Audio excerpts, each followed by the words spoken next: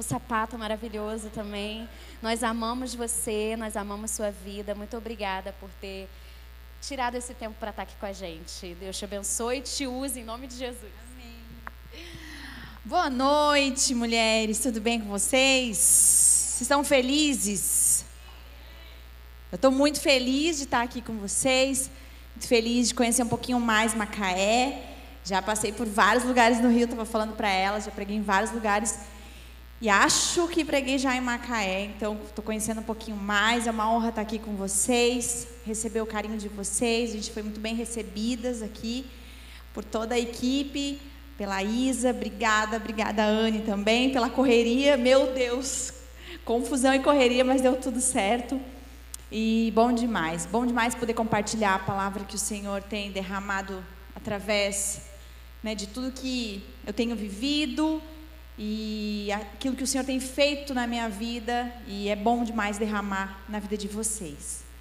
Eu queria, nesse momento, que a gente pudesse baixar nossa cabeça, fechar os nossos olhos. Vamos mais uma vez conversar com o nosso Pai.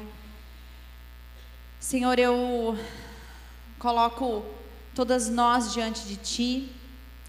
Eu peço que o Senhor venha com um aroma, um tempo gostoso, que o Senhor venha com a Tua água, que o Senhor possa passear entre nós, e que o Senhor tenha liberdade no nosso meio para continuar agindo, para continuar falando com a gente, Pai. Transforma a nossa vida através das canções, através da palavra do Senhor. Transforma para que a gente possa ser mais parecido com o Senhor. Que agora, nesse momento onde nós vamos compartilhar da Tua palavra, que apesar de mim, o Senhor me use e que o Senhor apareça nesse lugar. Diminua todos nós, diminua as nossas vozes, a nossa ansiedade, diminua nossos desespero, e que o Senhor apareça com glória nessa noite. Em nome de Jesus, amém. Queria convidar vocês a abrir as suas Bíblias no livro de Hebreus, no capítulo 12. Hebreus, capítulo... Ai, meu Deus. Hebreus, capítulo 12.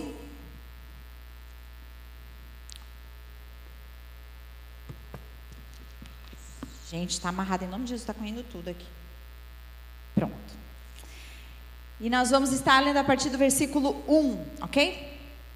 Hebreus, no capítulo 12, versículo 1, diz assim: portanto, também nós, uma vez que estamos rodeados por tão grande nuvem de testemunhas, livremo-nos de tudo o que nos atrapalha e do pecado que nos envolve, e corramos com perseverança a corrida que nos é proposta, tendo os olhos fitos em Jesus, autor e consumador da nossa fé. Ele, pela alegria que lhe fora proposta, suportou a cruz, desprezando a vergonha, e assentou-se à direita do trono de Deus. O autor de Hebreus, ele compara a nossa vida a uma corrida, né? Deixa muito claro que parece que ele está dizendo que a nossa vida é como uma corrida mesmo. Mas não é uma corrida de quem chega primeiro, não é uma corrida de rapidez, não é uma corrida de afobamento para chegar no final rápido, na frente de todo mundo. É uma corrida de perseverança. É uma corrida de quem, na verdade, chega até o final. E ela diz que nós temos um destino. O que o livro está tratando aqui com a gente, principalmente esse capítulo, ele está dizendo, olha, existe uma corrida de perseverança e um destino onde nós vamos chegar. E para chegar nesse destino, que todas nós, acho eu, que queremos chegar, que é o destino para onde o Senhor quer nos levar, que é a eternidade, existe no nosso texto de hoje um segredo, que são as 3 direções para que nós possamos alcançar o destino pelo qual o Senhor nos criou. E a primeira direção, ele começa o texto dizendo, olhe para trás. Ele começa o texto dizendo, portanto, uma vez que estamos rodeados de tão grande multidão de testemunhas. Ou seja, existe pessoas que vieram antes de nós, em que o autor desse livro diz, te orienta, olha para trás, olha para quem estava lá atrás. E nós vamos fazer isso agora. No capítulo 11, nós estamos lendo o capítulo 12, no capítulo 11, você pode ler depois com mais calma, eu vou dar uma pincelada aqui para a gente entender quem são essas testemunhas que ele está dizendo para nós olhar. Ele diz assim, eu vou pincelar aqui, tá? Capítulo 11. Ora, a fé é a certeza daquilo que esperamos e a prova das coisas que não vemos. Pela fé, Enoque foi arrebatado de modo que não experimentou a morte. Sem fé é impossível agradar a Deus, pois tudo dele se aproxima, precisa crer, quem dele se aproxima precisa crer que ele existe e que recompensa aqueles que o buscam. Pela fé, Abraão, quando chamado, obedeceu e dirigiu-se a um lugar que mais tarde receberia como herança. Pela fé, Abraão e também a própria Sara, apesar de estéril e avançada em idade, recebeu poder para gerar um filho. Pela fé, Abraão, quando Deus pôs à prova, ofereceu Isaque como sacrifício. Pela fé, Isaque abençoou Jacó e Esaú com respeito ao futuro deles. Pela fé, Moisés, já adulto, recusou ser chamado de filho da filha de Faraó, preferindo ser maltratado com o povo de Deus a desfrutar os prazeres do pecado durante algum tempo. Pela fé, o povo atravessou o Mar Vermelho como em terra seca. E aí ele continua. Pela fé, essas pessoas vivenciaram as coisas que o Senhor tinha para elas. Pela fé, passaram pela prova. Pela fé, venceram. Pela fé, pela fé, pela fé. Então a primeira direção para nós alcançarmos de fato a eternidade, para onde o Senhor quer nos levar, nesse fim dessa corrida, onde nós vamos chegar diante de Deus e falar, já posso ir porque acabou, ponto final. Ele diz, olhe para trás. A história desses homens e mulheres que são testemunhas para nós, testificam que é possível pela fé. E aí às vezes você pode olhar para eles e falar, mas é porque você não me conhece, porque você não conhece o contexto da minha casa, é bem diferente deles. Eu sou pecadora, eles não. Será? Se a gente for conhecendo melhor cada história, a gente vai perceber que eles eram muito pecadores, como eu e você. Eles tinham dúvidas como eu e você.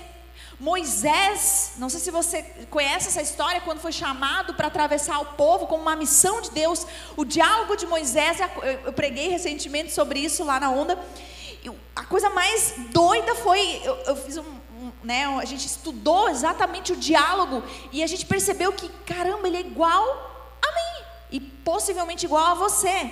Jesus falando, né, Deus chamando Moisés através do abuso, olha, vai, liberta o povo e tal.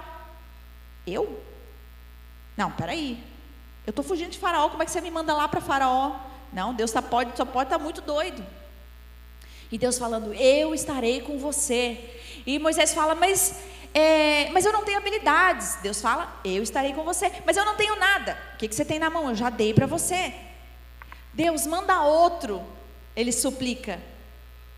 Eu não sei falar. Então você percebe, na história de cada um desses, que sim, eles são como eu e você. E talvez a diferença entre eles e muitas de nós é a fé.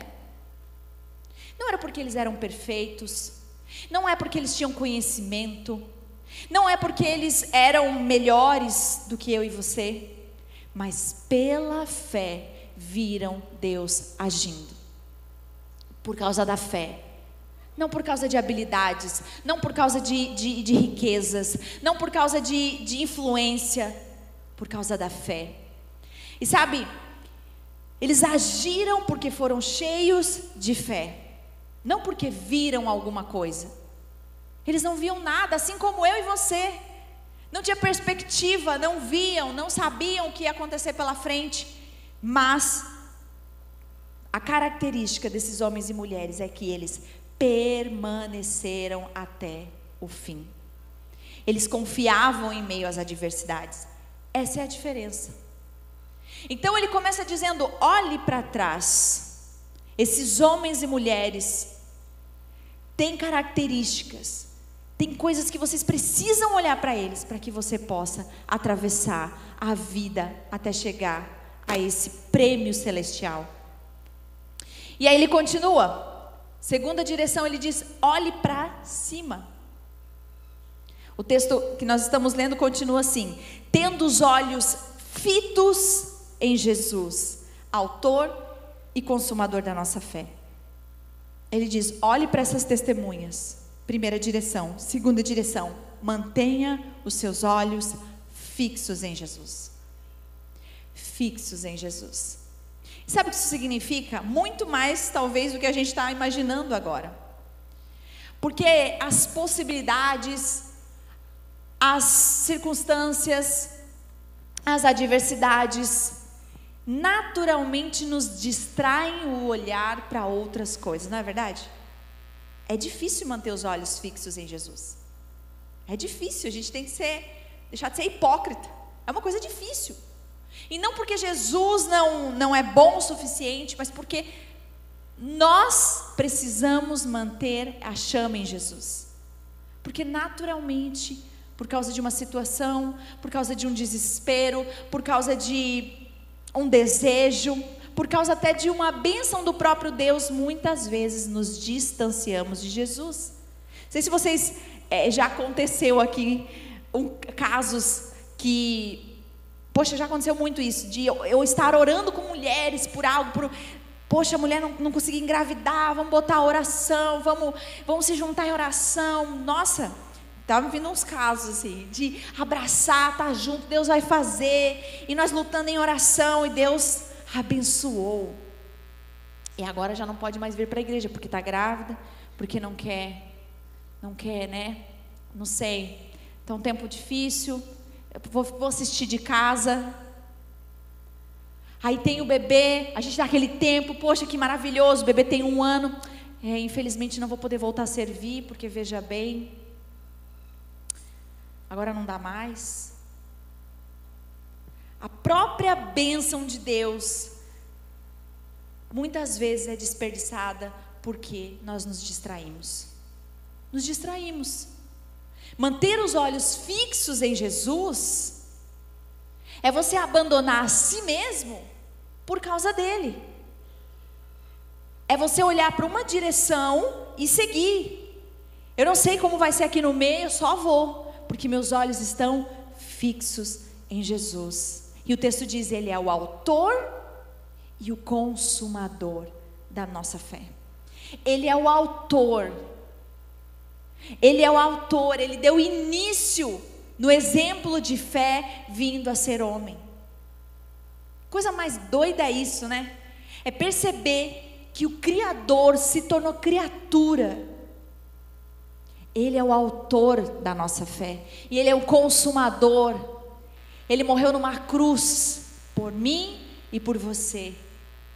Ele é o fim, ele é o início e o fim da nossa fé. Sabe, quando nós tiramos os nossos olhos de Jesus, nós somos interrompidos. A fonte é interrompida. A alegria é interrompida. É muito interessante observar que quando nós mantemos os nossos olhos em Jesus, não sei se você já percebeu isso, quanto mais perto de Jesus, quanto mais você conhece a palavra de Deus, quanto mais em comunhão você está com a igreja, mais animado você fica, mesmo em meio às provações, mesmo em meio às dificuldades. Quando você serve a sua igreja local, quando você serve as pessoas, mesmo quando as coisas estão difíceis, quantas e quantas e quantas vezes na nossa casa nós estávamos vivendo um caos, um verdadeiro caos. E, enfim, acho que daqui a pouco eu vou citar um pouquinho mais sobre a minha história, mas dentro da bipolaridade, dentro de quase divórcio, uma tragédia, sem ambiente nenhum para uma convivência, nós saíamos da nossa casa e íamos servir a igreja. E eu lembro que dentro de mim eu pensava: gente, mas está certo isso? A gente não está nem dando conta da nossa casa. eu não sei o que Deus vai fazer, eu não sei como Deus vai curar, eu não sei o que Deus vai fazer na minha casa, mas eu vou permanecer servindo a Jesus. Não era fácil. É tão bonito contar, né? Eu até estava falando que tem uma frase que diz: as melhores histórias a ser contadas são as mais difíceis de ser vividas. É muito isso, né? Quando a gente conta algo aqui, é porque de fato doeu. Foram longos 4 anos. O grande desafio nosso é permanecer olhando para Jesus em meio ao caos. Olhe para trás, para uma multidão de testemunhas que amaram e serviram a Jesus pela fé. Não porque eram bons, não porque eram habilidosos, mas porque eles confiavam no Senhor, criam que serviam a um Deus que pode todas as coisas. E aí, olhe para cima, mantenha os teus olhos fixos em Jesus. E a terceira direção, olhe para frente. Olhe para frente. Ele diz: e pela alegria que lhe fora proposta, suportou a cruz, desprezando a vergonha, e assentou-se à direita do trono de Deus. Sabe qual foi o grande segredo para que Jesus pudesse estar entre nós, vir como homem, cumprir aquilo que tinha para ele ser cumprido aqui na terra? O segredo de Jesus para chegar ao fim da corrida, morrer e dizer: está consumado, está terminado. O segredo dele era porque ele estava olhando para o prêmio, para o prêmio, para o prêmio. Jesus não desviou o olhar para as coisas daqui. Jesus não desviou o olhar para as coisas que ele poderia sofrer. Mas e se? Mas como vai ser? Jesus não desviou o olhar. O segredo de Jesus para encerrar a corrida é porque ele manteve os olhos fixos na frente, para aquilo que estava por vir, que era o prêmio celestial. Sabe, a plena comunhão com o Pai. Tudo que Jesus queria era cumprir tudo que tinha que ser feito, para que ele pudesse estar em plena comunhão com o Pai. O que você tem olhado? Se você for olhar para dentro de você, na sua caminhada, na sua história, na sua família, na sua vida, se você fizer olhar para trás, um check-up de tudo, para onde você está olhando? Porque isso define se você vai permanecer na corrida ou não. Se você vai permanecer correndo ou você vai pro como é o nome? Do beira de pista, assim, acostamento. Ah, Larissa, eu olho realmente assim, algo que tem definido a segurança da minha casa, a nossa provisão financeira. Me desculpa, mas um dia vai estar bom, outro dia não vai estar bom. Pode ser que daqui um tempo você enriqueça, talvez você perca tudo.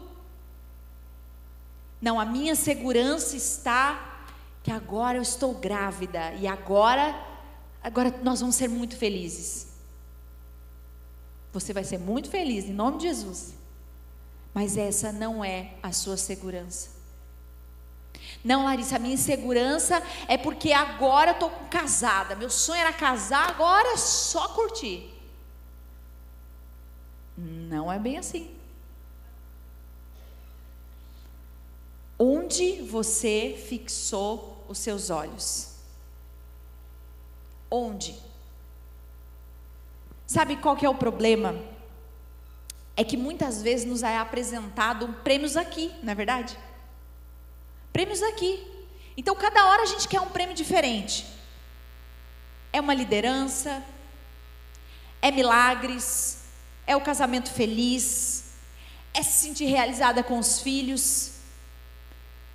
E é errado a gente amar, abraçar e viver essas coisas? Hipótese nenhuma. Isso é tudo, foi Deus que deu para nós. O problema é que esse não é o prêmio que vai nos levar até o fim da corrida. Esse não é o prêmio. Porque na medida que nós colocamos os nossos olhos nos prêmios daqui, talvez você vai sim encerrar a corrida, talvez vai sim constituir família, talvez vai sim se estabilizar financeiramente, talvez sim você vai crescer profissionalmente, chegar na área onde você quer. Sim, talvez você vai conquistar os prêmios daqui, mas talvez esses prêmios vão valer para esse lugar. Para esse lugar. Que prêmio você quer? O que você quer chegar com o fim da vida? Olhar para trás. Que prêmio você quer receber? Isso é tão importante, minhas irmãs, tão importante.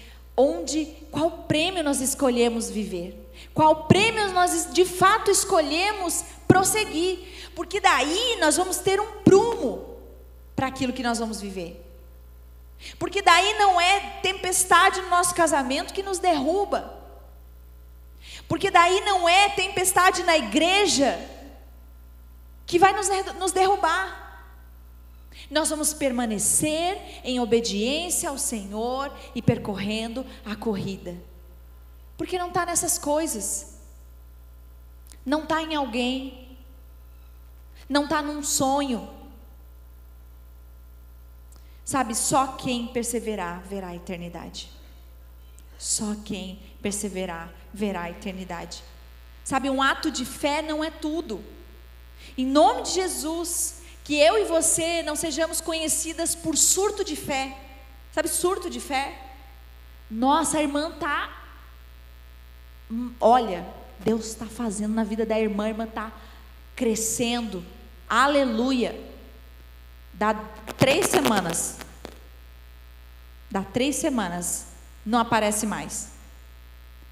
Aí encontrou alguém, ficou coisa e tal. Aí volta todo quebrado. Agora vai. Aí a irmã começa a ler a Bíblia. A irmã começa e coisa. E vai servir. A primeira a chegar, a última a sair. Sabe, que a gente não seja conhecida por mulheres surtadas na fé. Que nós possamos ter persistência, obediência, confiança, de permanecer mesmo quando você não vê nada acontecendo. Que coisa difícil, não é verdade? Que coisa difícil. Eu falo que a coisa mais difícil para mim, na minha opinião, na caminhada com Jesus, é você andar sem ver o próximo passo. É meio tipo assim, você bota o pé e espera Deus botar o chão, bota o pé e espera Deus botar o chão.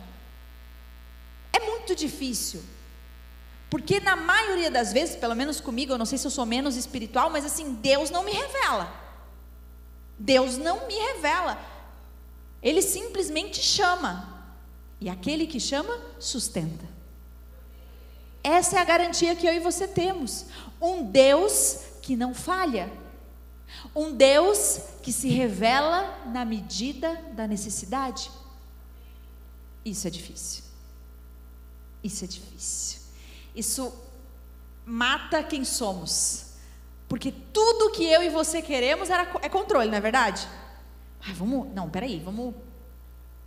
Vamos ver se vai dar, peraí, não vou me comprometer assim, calma aí, deixa eu fazer minhas contas. É importante? É importante, porém se Deus te chamou, Ele é quem vai te sustentar. Se você está vivendo nesta situação em que você está, você já tem tudo que precisa para vencer. O Senhor está com você. O problema é que a gente quer colocar as nossas forças na nossa habilidade, no nosso conhecimento, naquilo que a gente sabe. O Senhor, ok, que bom, mas se você não tiver nada, eu vou te usar da mesma forma. Se você não tiver nada, ainda estarei com você. Sabe, um ato de fé não é tudo. Para nós, de fato, perseverarmos na caminhada com Cristo, existem algumas coisas que são muito importantes. A primeira delas que nós precisamos de fato aprender racionalmente, sabe, não é emocionalmente, não é algo que a gente vai chorar agora, que eu vou dizer para vocês, não vou emocionar o teu coração, Primeira coisa é: termine o que você começou. Que mania nós temos de começar coisa e não terminar, não é verdade? Começa uma faculdade e não termina. Assume liderança, devolve. Se compromete com a Isa e não aparece mais. Começa um relacionamento, casa, divorcia. É isso. Começa e não termina. E sabe o que nós podemos ver aqui nos nossos exemplos, nos nossos testemunhos, homens que testemunharam, que a característica deles é que eles começaram e foram até o fim. Quando você chegar diante de Deus, você vai poder dizer assim: Senhor, comecei, permaneci e terminei com o Senhor. Será que a gente vai conseguir chegar com essa convicção diante de Deus? Deus, eu comecei com o Senhor, eu permaneci na caminhada, mesmo quando eu não via, mesmo quando era difícil, mesmo quando era caótico, mesmo quando eu não te percebia, não te sentia, e fui até o fim. Eu não sei vocês, mas eu quero isso. Eu quero isso. Eu quero ser encontrada fiel por Ele. Sabe, eu quero ser considerada alguém dos olhos do Senhor como uma mulher fiel a Ele. Não fiel às circunstâncias, fiel às dificuldades, onde as dificuldades me moldam, as circunstâncias me moldam, mudam o meu coração. Eu não quero isso para mim. Sabe, no início, nós percebemos na nossa vida, a gente tem empolgação, não é verdade? Vamos começar a ler a Bíblia. Faz tempo que eu não me comprometo com a Bíblia, preciso ter meu tempo de devocional.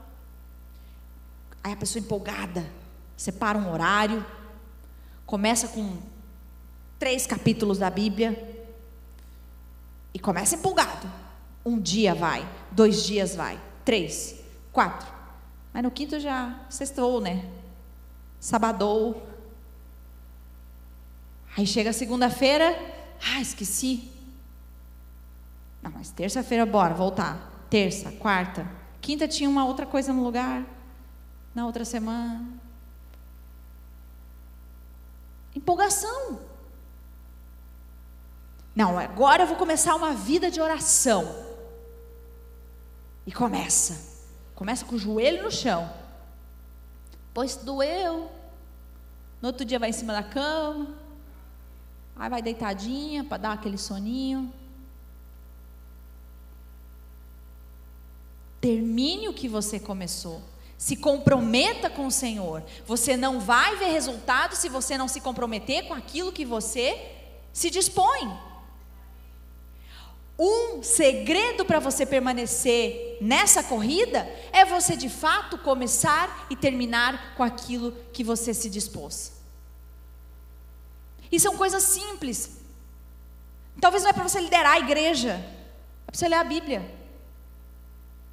Talvez não é para você cantar, pregar, não é para você cuidar dos seus filhos direito, você discipular seus filhos, você amar sua casa, você ser fiel ao seu marido, você ser fiel à sua faculdade. Coisas simples, de obediência. Sabe, o problema nosso é que nós somos muito... Eu não sei se isso é fruto da nossa geração. Eu vou dizer da minha geração, porque é a geração que eu vivo. Eu não vivi em outra, não. Mas é muito sentimento. Eu sinto isso, então eu deixo de fazer. Porque eu não estou me sentindo assim muito confortável nesse lugar. Não, gente, ler a Bíblia, às vezes é isso aí. É mecânico, eu não estou sentindo nada. Esses dias eu recebo muitas perguntas no Instagram, e uma menina perguntou, e é uma pergunta bem comum: Lari, como eu faço para permanecer, porque eu já não sinto o Senhor no meu devocional? Peraí, o Senhor não prometeu que era no devocional sentirás algo. Não, pera, não dá, gente, é feijão com arroz. Talvez vai chegar o dia em que você vai sentir algo. Mas o que nós precisamos é da palavra de Deus todos os dias. Sentindo, não sentindo, gostando ou não gostando, com sono ou sem sono. É fidelidade na palavra de Deus. É saber que você precisa se alimentar. Você não é uma super heroína. Que você precisa disso. E não precisa disso para sentir um arrepio. Porque toda vez que você sentir um arrepio, você fica. Quando você não sentir mais, aí eu paro de ler a Bíblia. Porque aí... A vida com Deus não é feita de sentimentos. Embora o Senhor ainda assim nos faz sentir. Não é bom sentir, Senhor? Não é bom sentir o toque de Deus, a voz dEle, ser tomada por Ele? Quem já teve essa experiência de ser tomada por Jesus assim, de uma forma tão sobrenatural? É a coisa mais linda do mundo. Mas deixa eu dizer para vocês, eu vou falar a real, na minha vida isso é raro. E não é porque eu sou menos espiritual, é porque a vida com Deus exige maturidade, você se comprometer em obediência quando sente e quando não sente. Sabe, de verdade, eu não quero que a gente aqui caia numa religiosidade de falar, não, mas eu sinto sempre. Que bom! Mas talvez essa não seja a realidade. E atendendo mulheres na minha sala, são cheias desse paradigma de que o Senhor não fala mais, que o Senhor as abandonou porque não sentem arrepio no devocional. Não, está tudo errado. Que bom, o Senhor vai fazer você sentir algo quando Ele desejar. Mas não é isso que nos impulsiona a permanecer. Amém? Não é as emoções, não é a epiderme, a derme, é a obediência, é sermos mulheres fiéis à palavra, é ler, mesmo quando parece mecânico, mesmo nos dias em que a única coisa que você quer é chorar, é abandonar, é falar, quer saber, o Senhor não fala comigo. Aí você vai lá e lê a Bíblia. É isso. A Bíblia é o nosso alimento. Talvez você não lembra o que você comeu de almoço ontem, semana passada, mês passado, mas isso te alimentou. Talvez o que você está lendo hoje não mudou a sua história porque você teve uma revelação, mas isso te alimentou. É a palavra de Deus. Sabe, nós temos uma mania, eu acho, sei lá. Como eu estava falando, comecei, não terminei, fiquei braba aqui. Da nossa geração, que é muitas vezes de achar que pelo começo não estar do jeito que eu gostaria, então eu não devo permanecer. Não é assim? Às vezes a gente faz isso. Vou começar um projeto novo, com mulheres e coisa e tal. E aí começa, aí vem uma mulher, que é a dona da casa que abriu para mim. Aí você pensa, acho que não é de Deus, né? Acho que vou fazer outra coisa. Dei uma desanimada, cancelei o grupo. Porque a gente acha que, conforme começamos, define se é de Deus ou não é. Pelo menos as nossas emoções são definidas muito no início de tudo que a gente começa.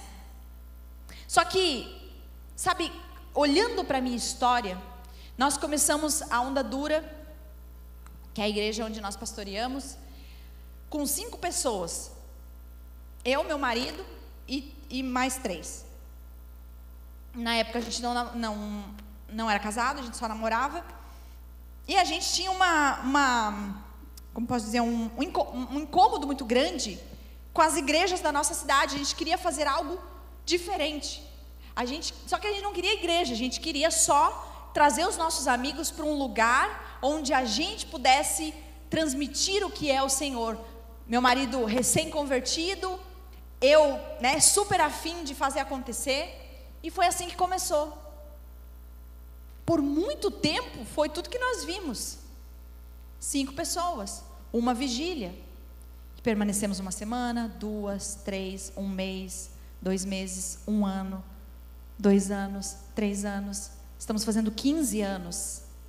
O que começou com 5 pessoas, hoje nós estamos com uma igreja espalhada por todo o Brasil e fora do país, nos Estados Unidos, em Portugal, com igrejas implantadas.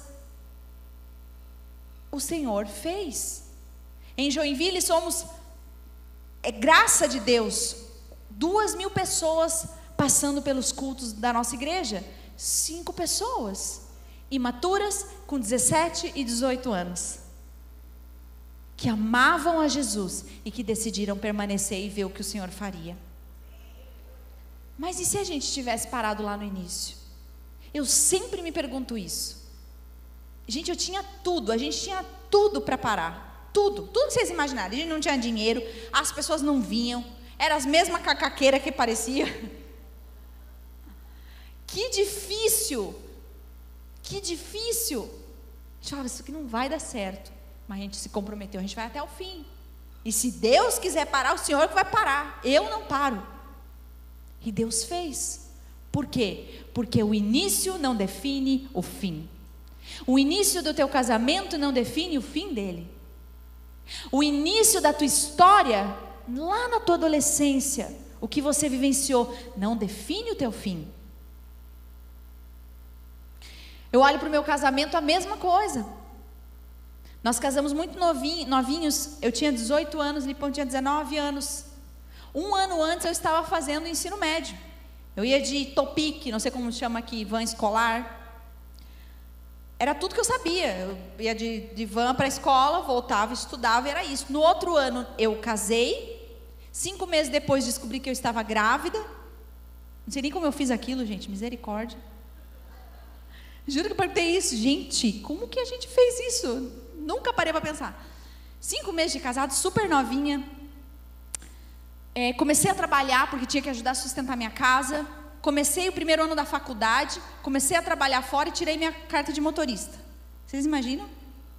Uma menina. E de repente teve que abraçar o mundo para sustentar aquilo que tinha se comprometido. Nesse meio tempo, e detalhe, né? Primeiro ano nosso como igreja, de fato, como Onda Dura. E aí a gente começou um projeto e Deus começou a fazer através de nós, e nós nos dispomos a isso. E aí começou as crises, sem entender, sem saber o que estava acontecendo. Começou com agressão verbal da minha parte, começa com um xingamento, passa um tempo, começa com empurrões, e passa tempo, daqui a pouco começa a jogar coisa dentro de casa, e aquilo foi se intensificando e já não existia mais paz na nossa casa. E o meu marido, eu sempre falo isso, que ele foi extremamente irrepreensível em todo esse processo. Extremamente irrepreensível nesse processo. Um homem de Deus. E por isso que faz tanta diferença nós, de fato, casarmos bem. Sabe? Demorar o tempo que for para casar bem. Porque no meio da crise o que sustenta é o Senhor. E o meu marido era um homem que servia ao Senhor. E ele permaneceu. E todos os dias era uma luta dentro de casa. Eu não entendia porque eu nunca tinha sido assim. Em toda a minha história, sempre fui uma pessoa normal, calma. E de repente, tudo mudou. Isso durou 1 ano, 2 anos. Até que, de fato, eu entendi que eu era uma péssima mãe. E tudo caiu por terra. Os meus filhos não mereciam aquilo. O meu marido não merecia aquilo. Eu olhava para todos à minha volta, por causa das agressões, por causa da falta de admiração dentro de casa, da falta de clima dentro de casa. E tendo que servir no ministério, eu já servia junto com o meu marido na igreja, ajudando mulheres. E eu lembro que as mulheres chegavam na minha sala e falavam, né? Eu estou com muito problema no casamento. Eu pensei, minha filha, vamos abraçar e chorar junto? Porque eu não tenho o que fazer, eu também estou. Brincadeira, não falava isso. Ia lá, ouvia, engolia, ajudava. e servia Jesus daquela forma, ia para dentro de casa e tudo desmoronava, com ofensas, com agressões, e o meu marido permanecendo firme. E eu lembro que ele falava assim para mim, eu falava, eu vou embora, e tudo acabou, e não sei o que, aquele drama todo, né? E ele falava para mim assim, olha, se você quer ir embora, você pode ir, eu não vou, eu vou ficar, porque eu não quero chegar diante de Deus com essa mancha. Se você quer ir, tudo bem, eu estou disposto a ficar, permanecer e tentar. Aquilo me quebrava em pedacinhos, porque eu também não queria, eu queria que ele levasse a culpa, ele fosse embora. Era muito difícil, e nesse meio tempo, enfim, chegamos num ápice depois de 4 anos, sabe o que é 4 anos? Não é alguns meses, não é um ano, 4 anos é muita coisa, que nós chegamos no ápice assim do esgotamento. Eu não aguentava mais, ele não aguentava mais, e ele falou para mim assim, olha, eu acho que realmente, acho que não tem mais muito para gente, onde a gente ir. E nesse dia, ele ligou para o meu pai, e o meu pai não sabia de nada, porque o meu pai, eu sempre escondi do meu pai, porque eu queria que ele soubesse que as coisas estavam tudo bem, eu não queria preocupar ele. E ele falou, vou ligar para o seu pai, pronto, seu pai vai vir aqui. E aí ele ligou para o meu pai, quando ele chegou em casa, viu aquela cena toda, né, todo machucado, o meu marido, eu toda descabelada, as crianças chorando. Ele ficou olhando o caos, né, instaurado dentro de casa. E eu lembro que ele conversou com a gente e falou, olha, Larissa, se você está decidindo por isso, ok, eu estive com você no seu casamento, eu vou estar nesse momento também com você, mas é o seguinte, você precisa começar a terminar o que você começou. O pai vai te ajudar, pode contar comigo, mas você não volta para casa. Eu vou te ajudar, mas você vai criar os seus filhos, você vai sustentar a sua casa, você vai sustentar com aquilo que você se comprometeu. Gente do céu, o meu mundo caiu, é óbvio, porque tudo que eu esperava do meu pai é, o que você está fazendo com a minha filha? Venha minha filha, vamos para casa com o papai. E eu lembro que até o meu marido ficou olhando tipo, 1-0. E eu falei, não, beleza, ok. E quando meu pai virou as costas e foi embora, ele falou assim, como vai ser? Por favor, deixa eu ficar, eu vou mudar, eu preciso mudar, deixa eu ficar, me perdoe. Porque a minha ficha caiu de que as coisas na vida com Deus dependia de um compromisso, de uma obediência em acertar. Não eram os sentimentos que me moldariam, não eram as dificuldades ou as circunstâncias que me tirariam daquele ambiente. Seria se o Senhor quisesse, mas o Senhor não interrompeu aquilo. Eram provas que eu precisava ser aprovada. E eu lembro que naquele período, naquele dia, a gente sentou, conversou como gente, não como 2 bichos. E ele falou, eu falei assim, ó, eu não sei viver sozinha. Eu não sei, eu acho que eu sou criança infantil e eu preciso de ajuda. Foi a primeira vez que eu pedi ajuda. E eu lembro que ele falou assim, olha, Lari, tu pode ficar, a gente pode ficar. E aí foi o meu segundo golpe da noite. Ele falou, mas eu preciso que você faça 2 coisas. Primeiro, procure um tratamento. Não é normal. Não é normal. Você precisa de uma ajuda profissional. Você precisa de psicólogo, de terapia. E glória a Deus por isso, né? Que nós temos pessoas profissionais que de fato são usadas por Deus de uma maneira sobrenatural, que a gente fala, não, estou esperando o agir de Deus, o milagre de Deus, está aqui, pode ser esse o seu milagre. E ele falou, a segunda coisa, você vai ter que reconquistar tudo que você quebrou. Você vai reconquistar os meninos, você vai me reconquistar. E era muito difícil, porque eu olhava 2 pequenininhos me olhando. Imagino pensando, mamãe é um monstro.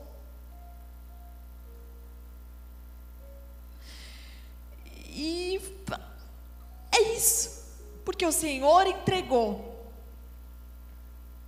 Eu comecei e eu vou até o fim. Hoje o que Deus fez, a minha família é prova do milagre de Deus.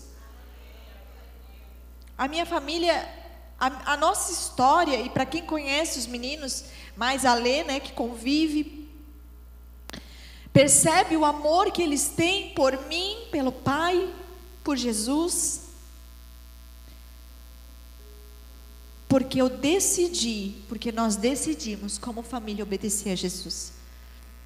Mesmo quando não tinha possibilidades, mesmo quando não tinha oportunidades, mesmo quando não tinha motivos para ficar. Porque não tratava de uma emoção.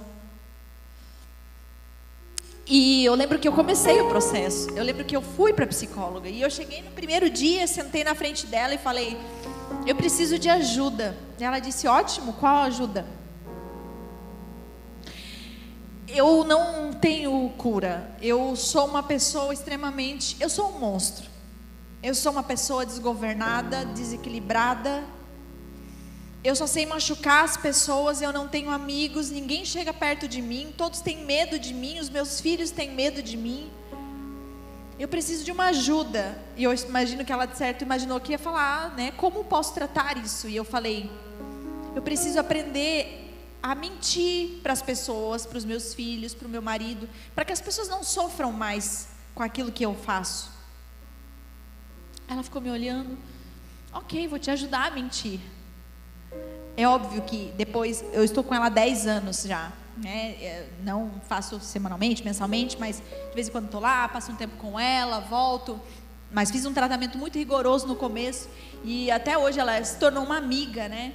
E ela fala para mim assim, que nunca esquece desse dia, que ela falou, nossa, ela não sabe o que Deus pode fazer na vida dela, que ela não precisa mentir, que ela não é isso não define quem ela é.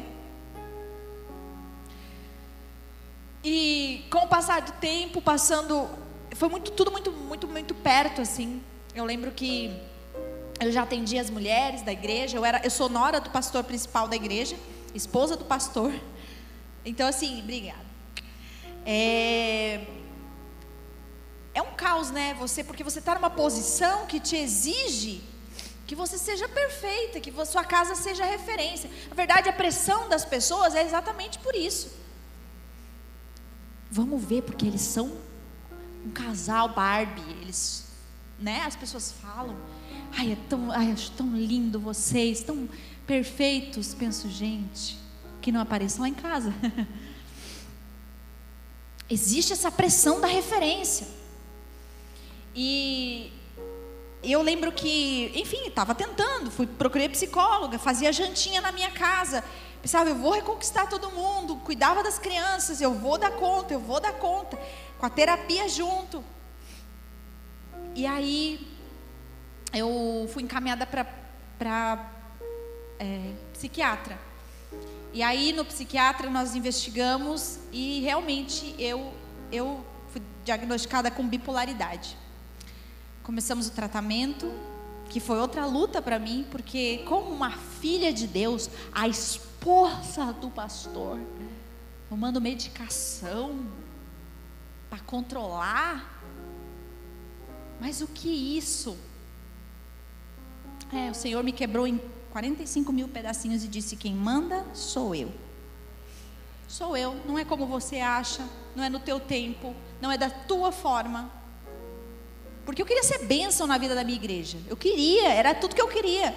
mas não tinha como. O Senhor fez da forma dele.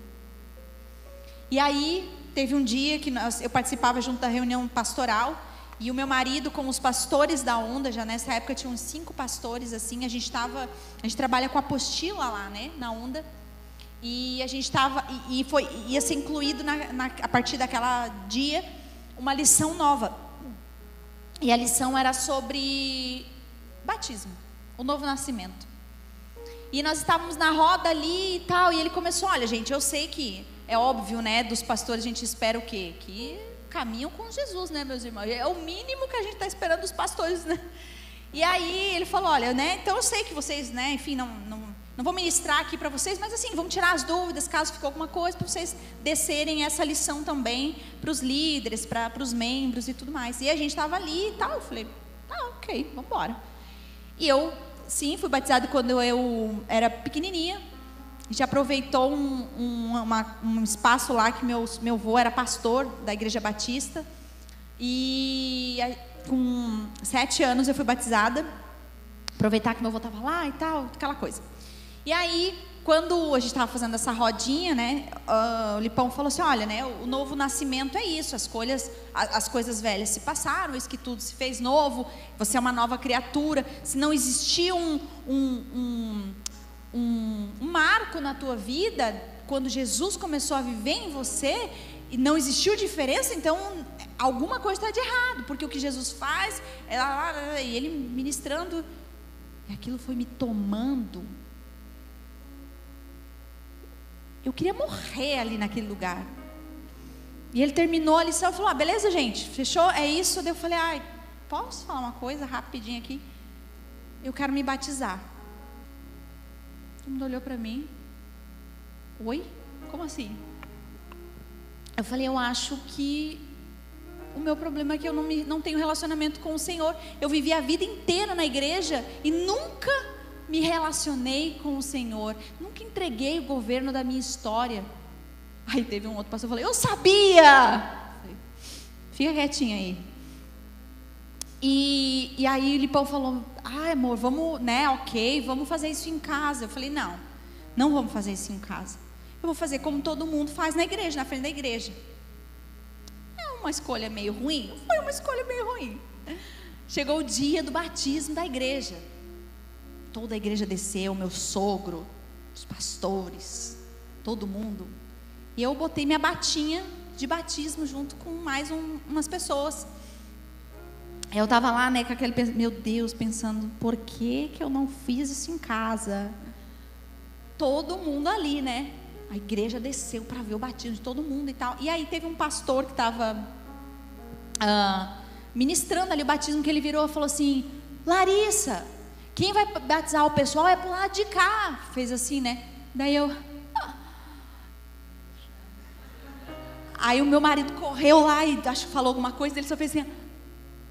Tipo assim, não entendi nada, né? O que ela está fazendo lá, gente? E eu, assim, de verdade, amigas, depois do meu batismo, foi a coisa mais sobrenatural que eu já vivi na minha vida. E você deve pensar assim, uau, ela saiu, uma luz reluzente, um negócio aconteceu. Não, gente. Eu comecei a amar as pessoas, eu comecei a amar a igreja, eu comecei a servir com amor. Eu comecei a perceber o reino de Deus acontecendo na minha casa.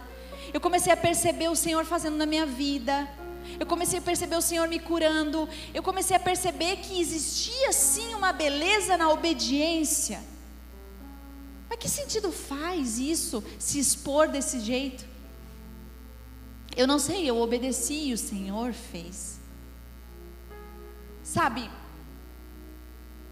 nós de fato precisamos começar e terminar com aquilo que nós nos comprometemos, porque nós vamos ver fruto disso. Eu e você vamos ver fruto disso, se permanecemos. Mateus 24:11 diz, e por se multiplicar a iniquidade, o amor de muitos esfriará, mas aquele que perseverar até o fim, esse será salvo. Jesus, quando ele ora em João 17:4, ele fala, eu te glorifiquei aqui na terra, completando a obra que me deste para realizar. Completando. Sabe, nós precisamos ter uma mente que glorifica a Deus começando, amém? Eu vou me comprometer, Senhor, eu vou me comprometer em ler a Bíblia, eu vou me comprometer com a minha igreja, eu vou me comprometer com o meu casamento, eu vou me comprometer com a minha maternidade. Mas nós também precisamos ter uma mente que glorifica a Deus terminando, indo até o fim, independente das circunstâncias. A outra chave para a perseverança, além de começar e terminar, é voltar para o lugar em que te foi revelado quem Deus é. Sabe o que sustenta o meu casamento em momentos de crise, onde eu não estou bem, onde eu estou triste? É lembrar quem é o Lipão para mim, quem é o Felipe na minha casa, quem ele é. Alguém que me ama, alguém que permaneceu comigo, alguém que já provou que está comigo. Em tempos de crise eu lembro quem ele é. Na vida com Deus é da mesma forma. Sabe o que te faz permanecer? É mesmo quando você está sem ver o que Deus está fazendo. Deus não está respondendo, Deus não está fazendo. Mas eu me lembro que Ele já morreu numa cruz por mim. Que eu me lembro que Ele me sustentou até aqui. Que eu me lembro sobre as curas. Que eu me lembre sobre tudo aquilo que eu já sei sobre Ele, sobre o que a palavra de Deus diz sobre Ele. É isso que me faz permanecer quando eu não enxergo Deus. Sabe, deixa eu te contar um segredo. As circunstâncias da tua vida não mudam quem Deus é, não. Ah, mas eu estou vivendo isso, acho que Deus mudou o sentimento dele por mim. Não, Deus não é instável como a gente é, não. Vulnerável como a gente é, não. Deus não muda porque a sua circunstância mudou. Deus continua o mesmo. Alguém que te ama, alguém que está com você, alguém que te protege. Sabe quando Pedro ele vai descer do barco, ele vai começar a caminhar sobre as águas? Por que Pedro dá um passo? Ele bota o pé para fora, ele olha quem estava chamando ele e ele vai, ele caminha. Porque ele estava olhando quem foi que chamou. Aquele homem eu conheço. Aquele homem lá que está me chamando, mesmo para um absurdo que é andar sobre as águas. Esse homem eu conheço. E o que foi que fez Pedro afundar? Quando ele olha para baixo, ele percebe: uau, eu estou andando. E Pedro afunda. Porque nós conhecemos a Deus e confiamos nele, mas eu não confio em mim. Eu não confio nos meus pés, eu não confio no meu pensamento, eu não confio no meu coração. Portanto, quando eu não vejo o Senhor mais, eu me lembro, eu fecho os meus olhos e eu declaro sobre quem Deus é. Quem Deus é. E não é quem Deus é, quem eu acho que Ele deve ser, mas quem a palavra dEle diz que Ele é. O que te faz andar é saber quem Deus é. E a última chave para nós permanecermos é: aumente a sua adoração. Marcos capítulo 7, versículo dos 6 a 8 diz assim: Jesus respondeu: hipócritas, Isaías tinha razão quando profetizou a seu respeito, pois escreveu: este povo me honra com os lábios, mas o coração está longe de mim. Sua adoração é uma farsa, pois ensinam doutrinas humanas como se fossem mandamento de Deus. Vocês desprezam a lei de Deus e a substituem por suas próprias tradições. Uau! Sabe, Jesus cita o profeta Isaías, que profetizou 700 anos antes para aquele povo. E esse recado é para mim e para você também. Continua na nossa geração. Hipócritas. Vocês me honram com os lábios, mas o coração está longe de mim. Sua adoração é uma farsa. Vocês substituem a lei de Deus por suas próprias tradições. Aquilo que vocês criaram. A performance está boa. Levanta a mão, chora e faz, acontece. Que não tem problema nenhum nisso. Eu amo isso. Eu amo a manifestação do Senhor no nosso meio. Mas se o seu coração está alinhado com a performance, ou melhor, se o seu coração está alinhado com a sua mão levantada, se o seu coração está em obediência ao Senhor, dia e noite na sua casa, no seu trabalho, onde você estiver. E sabe o que a gente quer muitas vezes? Melhorar a performance. Então vou começar a ler mais a Bíblia, então vou começar a orar mais, então vou começar a ficar aqui esperando falar em línguas, eu vou começar a melhorar aqui, a cantar mais alto, a coisar não sei o quê. Mas a gente não se interessa por Jesus propriamente dito.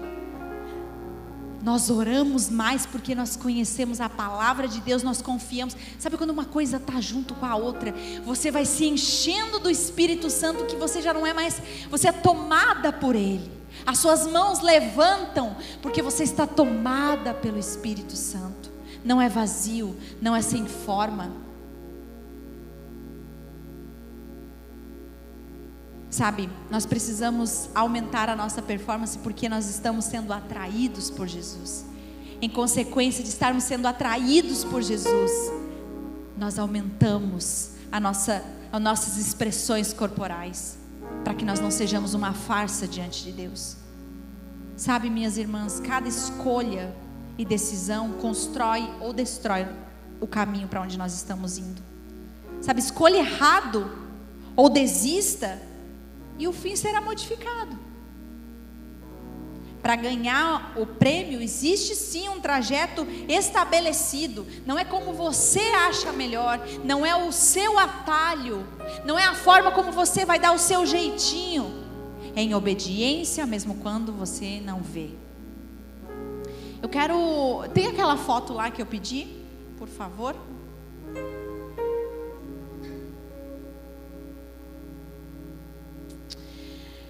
Esse é Frederick Lors. Dia 30 de agosto de 1904, ele corre a pior maratona olímpica da história. 34 graus, 40 quilômetros, terra de chão, 30 competidores. Chega um determinado momento da maratona, ele desiste. E aí ele pede carona num carro que estava passando. Faltando 8 quilômetros para a chegada, ele volta de carro, uma boa parte, e ele teve uma brilhante ideia: vou voltar para a pista, vou voltar porque agora está chegando. Ele pede para parar o carro, ele desce, volta para a pista e ganha a corrida. Passou-se um tempo, foi feita uma investigação e descobriu que ele foi uma farsa nessa corrida. E ele foi banido para sempre das competições, por causa de um atalho. Pode colocar outra foto. África do Sul, 1999. Esse é Sérgio Motsoeneng. Ele é um repórter, estava acompanhando a corrida dele, e durante toda a corrida dele, ele foi acompanhando mais ele, porque ele admirava ele. E aí, durante o percurso, ele chega até o final, e ele vence a prova, e esse fotógrafo registrou o trajeto dele. Passado-se um tempo, ele foi ver as fotos, para publicar as fotos. Ele começou a perceber algo estranho. De repente, o Sérgio tinha uma marca na canela. De repente, ele não tinha mais. O relógio, uma hora estava num braço, outra hora estava no outro braço. Eles descobriram que, na verdade, eram irmãos gêmeos, em que trocavam suas roupas no banheiro, tipo uns banheiros que eles colocam nas pistas assim, né? E ele vence a corrida, mas foram duas pessoas que correram. Uma descansava, a outra voltava para a pista, e eles foram fazendo isso. E as fotos, óbvio, mostraram que não era ele, eram duas pessoas. E mais uma vez, eles foram banidos para sempre da prova. E isso é muito comum acontecer em maratona. Eu tenho uma amiga que é maratonista, e ela falou: Lari, é tão surreal que chega no final, ela corre maratona completa, acho que é 42, né, quilômetros. Ela diz que ela chega assim, no final ela tira a meia, e a meia está grudada no pé misturou pele e pé, sabe assim, sangue. É isso. E a pessoa não para, né? Diarreia, vômito, é isso. E a pessoa não para, toda suja, e vai até o final.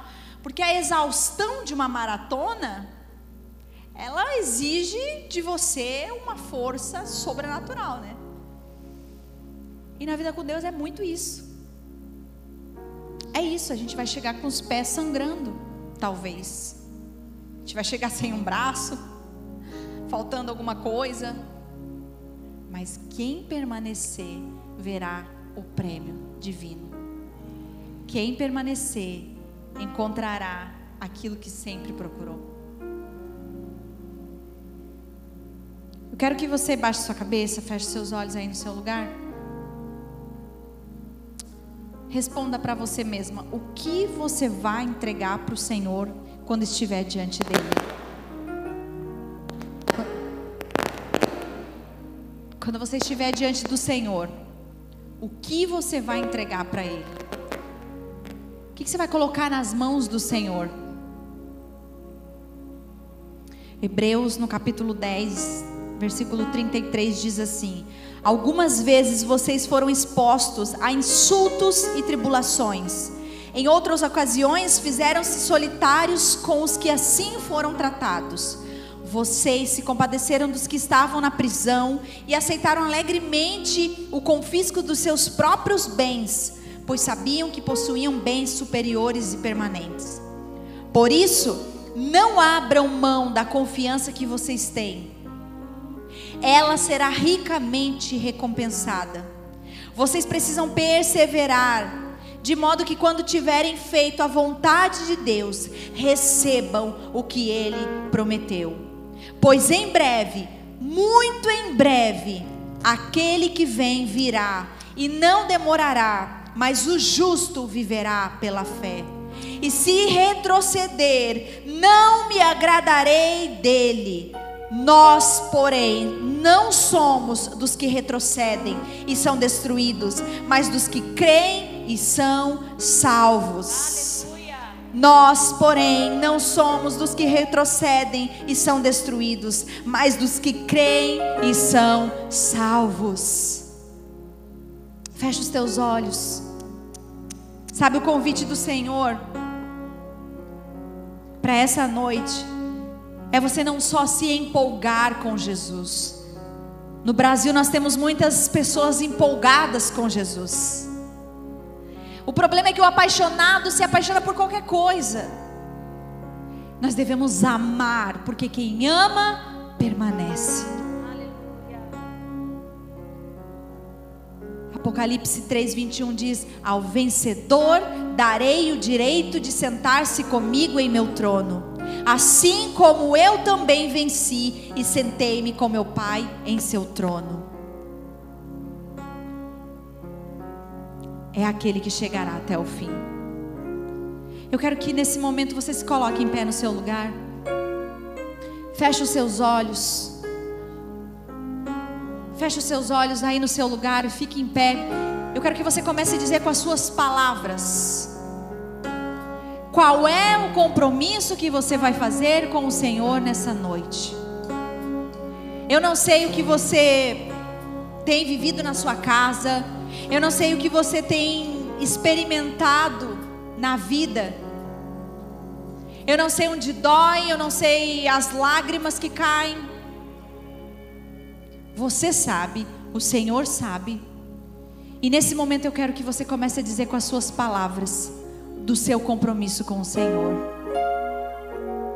Comece a dizer com as suas palavras: ah, Larissa, eu não sei fazer isso. Diga ao Senhor palavras simples. Quanto o Senhor pode contar com você? Quanto você está disposta a ir até o fim nessa situação que você está vivendo? Quanto você confia no Senhor, que sendo esse Deus que vai te sustentar nesse caminho? Quanto você está disposta a pagar o preço por isso? A dedicar toda a sua vida como uma aposta firme naquilo que o Senhor te disse? Quanto? Isso importa. Quanto você quer, importa. Porque o Senhor está voltando. O Senhor está voltando. Ele tem uma aliança com a sua igreja, com aqueles que decididamente se comprometem com Ele, em obedecê-lo, em amá-lo, em permanecer nesse lugar. Agora nós vamos ter um tempo de adoração. E eu quero que você continue falando com o Senhor. Eu quero que você continue se comprometendo com o Senhor. Eu quero que você diga com as suas palavras o quanto está difícil, o quanto para você parece não ter mais possibilidades, e o quanto você tem expectativa naquilo que Ele pode fazer por você. Levante a sua voz aí no seu lugar e diga isso ao Senhor, em nome de Jesus. Ah, Senhor, obrigada, Pai. Obrigada por essa palavra. Obrigada porque o Senhor está aqui em nosso meio. Obrigada, Senhor, por essa oportunidade de poder te adorar, de poder nos entregar totalmente a Ti, Senhor. Deus, continue a ministrar o nosso coração, aquilo que o Senhor tem para nós. Deus, nos dá a força que nós precisamos para permanecermos até o fim.